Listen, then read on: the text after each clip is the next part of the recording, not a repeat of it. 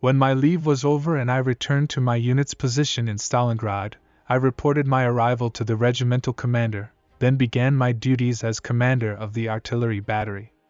My first order was absolutely equal food for all soldiers. Since with food here was bad and the soldiers lived on starvation rations for a month already. The bag with food, which I brought with me from my vacation, I did not let go far from me, because it was necessary to think how to divide it properly. Our battery was situated in comparatively quiet positions near the Volga, and had not shown the slightest sign of disintegration since the encirclement. Even during my absence there had been no casualties, except a couple of jaundiced men. And the division was generally better supplied than the others. We also had access to a large grain elevator and, as a horse-drawn unit, were able to slaughter horses from time to time. The reason for this good life at the battery was the fact that it stood far to the east, in safe positions in the town. On the west side in a ravine was our stockade with field kitchen and treasurer. On December 31st we spontaneously gathered to celebrate the coming of the new year. All men free from service were invited to the command post in a large cozy basement. I, for the sake of the holiday, sacrificed all my bag of food. There was still enough coffee and alcohol, and we hoped that 1943 would be more favorable to us. But exactly at 2300 the Russians gave us a furious fireworks. So to speak, they wished us a happy new year. Since we did not have enough shells, we did not respond, but the evening was spoiled anyway. On the 1st of January the battalion commander gave the officers a reception with schnapps. The drinking was terrible. At the end I was drunk as a sausage. And in the morning I had to communicate with the adjutant. My soldiers brought me to him on a hand sled. They had never seen me like that. The next day 3 Skoda trucks and 2 3-axle Tatra trucks came to our battery. The trucks were needed to transport the guns, ammunition, field kitchen and the most necessary equipment. We also received some shells, so we now had 40 shells for each gun. No more deliveries were expected.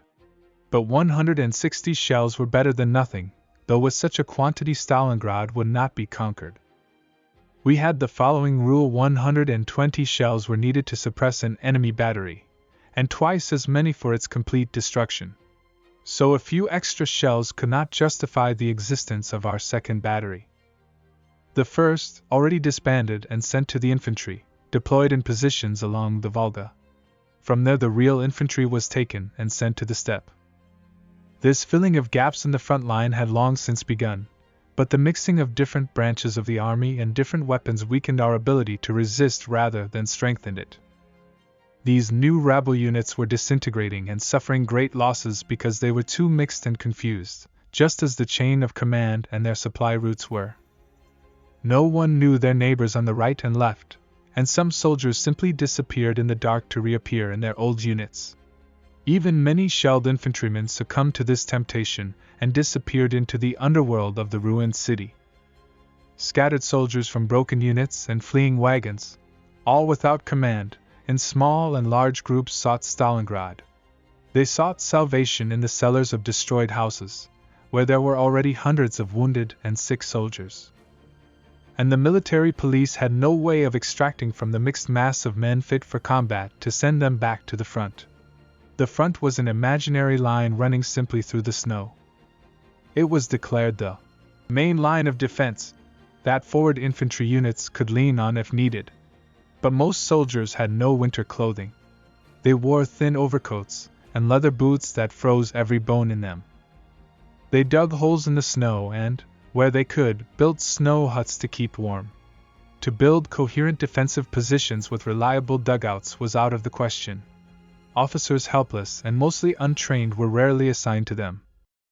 The soldiers did not know each other, had no personal relations among themselves, and any confidence in the neighbor disappeared. Commanders of intact units such as myself were ordered again and again to send men to the infantry. We couldn't refuse. And all we could do was to send not the best, but, on the contrary, the weak and undisciplined. I felt sorry for them, but it was my duty to keep the battery in service as long as possible. Our units were scoured time after time for people to send to the front. I, on the other hand, made sure that no one was sent to these suicide squads twice. We had 2 crazies who volunteered, though. They were true mercenaries, they were hard to kill and almost always succeeded. They even knew how to make a small profit out of a big disaster. In the confusion of the retreat, they often found food and drink. They picked up many useful things from the wrecked vehicles abandoned on the side of the road. Unlike the rats, they always returned to their units and often shared the spoils with them. These fighters gained a lot of experience, thanks to which they lasted longer in battles than others. They always knew how to be close to the next good fortune. Compared to other divisions, many of which were in a state of disintegration, our 71st was still in reasonable shape, largely due to the stable situation on the banks of the Volga. Our inexperienced soldiers were being sent to the Volga where nothing was happening. Battle-tested officers and soldiers would pack up and head west to meet the Russian onslaught. In this way, our division commander was able to keep the division together and not let it start to fall apart. All this raised our morale and prevented unnecessary casualties, as often happened in the rush of assembled Alarmenheiten.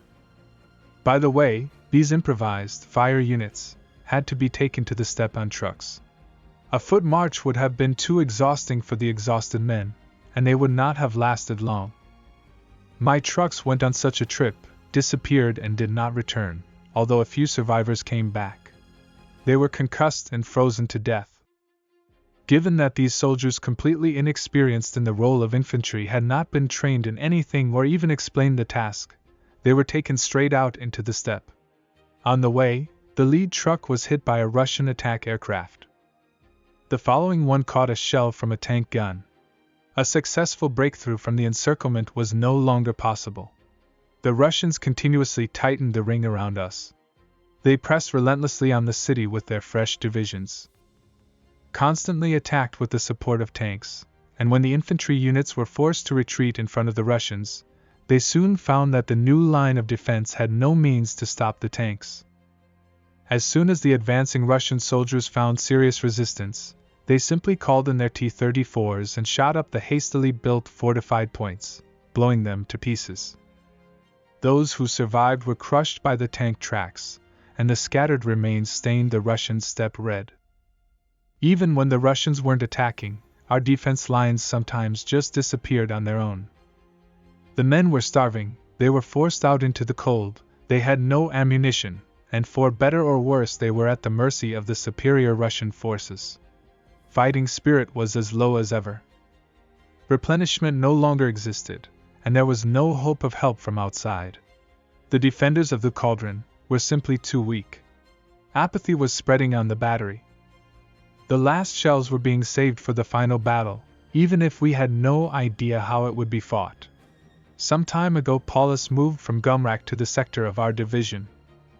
His new abode was the secure basement of a department store in the center of town. We lost the Potomnik airfield on January 14, 1943. This practically stopped the already meager supply. There were no more fighter escorts for transport planes. The skies over Stalingrad were controlled by Russian planes. We were dropped supply containers with ammunition, food and medicine. Naturally, this mise-en-scene was nowhere near enough to supply the army with at least a minimum amount of food so as not to starve to death. Many of the containers dropped by parachute missed their target and fell near the Russians. Others that managed to be found did not give up as ordered. Those who found the container kept it. The cauldron was now shrinking by the day. The army leadership tried to keep our morale up with quick promotions and medals. Every day we could hear how this or that corner of the cauldron came under heavy fire from Russian artillery. And that meant that there would soon be an attack there, and the encirclement zone would shrink further. In the brutal cold of the steppes around Stalingrad nothing more could be done. The front line was getting thinner and thinner, and it was necessary to move to the defense of only the nodes. The encircled army now had 3 possibilities: as soon as possible to break out, resist as much as possible to weaken the enemy, capitulate as soon as resistance becomes futile. Paulus chose none of these 3, although he, as commander of the army, was responsible for his soldiers. In the remnants of the city still wandered the most bizarre rumors. They said that the German armored fist is preparing to break through the outside of the ring of encirclement, and all we have to do is to hold out for a few more days. Only where were these tanks to come from, if they in December could not even open the cauldron? Everyone in those days was floundering between hope and despair, and at the same time the last airfield in Gumrak was lost. From the steppe and from Gumrak to the city poured endless wagons of defeated divisions. A continuous stream of vehicles rolled into the city. Columns of trucks carried food, alcohol, gasoline cans and ammunition into the city cellars, obviously some unregistered exchange funds. Stout treasurers in clean uniforms kept a watchful eye on their treasures and only disappeared when a Russian airplane showed over the traffic. Where did they get it all from, and why are they bringing it all in just now? The soldiers wondered with a mixture of envy and bitterness, because they had nothing. Free housing in the city was becoming a rarity. In the spacious basement under my command post we still had room to take a few men. We set up a sort of hotel business. Whoever sought shelter with us had to pay with goods like cigarettes, schnapps or coffee, but we preferred canned goods, as that was the most valuable currency. Of course, in the beginning I was against this system and wanted to shut down the business, but I changed my mind when I saw how well-fed and well-to-do our guests were, and how willingly they shared their supplies. Bastards, look how much they've stashed away for themselves. All this time they've been cheating us, and now they've got so much they don't even know what to do with it all, my adjutant said. A few days later, exhausted infantry began to arrive in the city from the west. There were many wounded, and many were frostbitten. Limp, with sunken cheeks, dirty and infested with lice, the soldiers waddled slowly into town. Some had no weapons with them, and the disintegration of the army was clearly not far off. Despite the order not to surrender, there had already been several localized surrenders. There were instances of division commanders surrendering their positions. Our resistance no longer made sense. Paulus hardly managed anything at all anymore. He remained in his basement of the department store, sat and waited. The hopelessness of the army's position was hardly a secret even to him.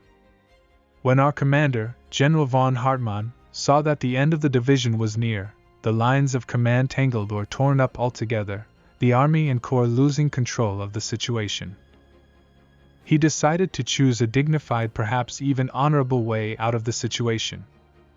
Hartmann climbed onto a railroad embankment, and so standing at full height, like a target at a firing range, fired at the attacking Russians.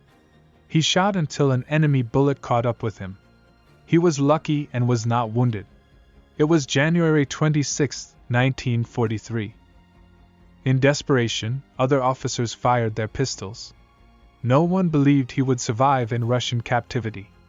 Our division commander chose a more honorable way to leave, and what he did was perceived from two perspectives. But regardless of the point of view, it was an impressive way of leaving. Rosk was appointed division commander. In these days of despair, shortly before the very end, he was able to mobilize the troops again and create new centers of resistance out of the remnants. The commandants of the defense nodes were ordered that if they remained isolated, they must continue to resist and not accept orders from strange officers from other units.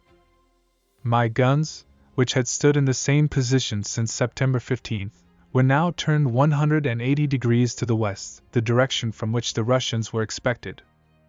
We had built earthen walls to protect the calculations and connected the gun trenches with narrow trenches. I also had machine gun nests. Now a flood of replenishments poured into the battery, but it was difficult to feed them. I had to get in the goods from our hotel business. A second horse was slaughtered, and God knows where 2 sacks of grain came from. The troops were now out of supplies. The rare supply containers and sacks of bread were left with those who found them. Sometimes we found some, but when they were opened there was toilet paper or even condoms.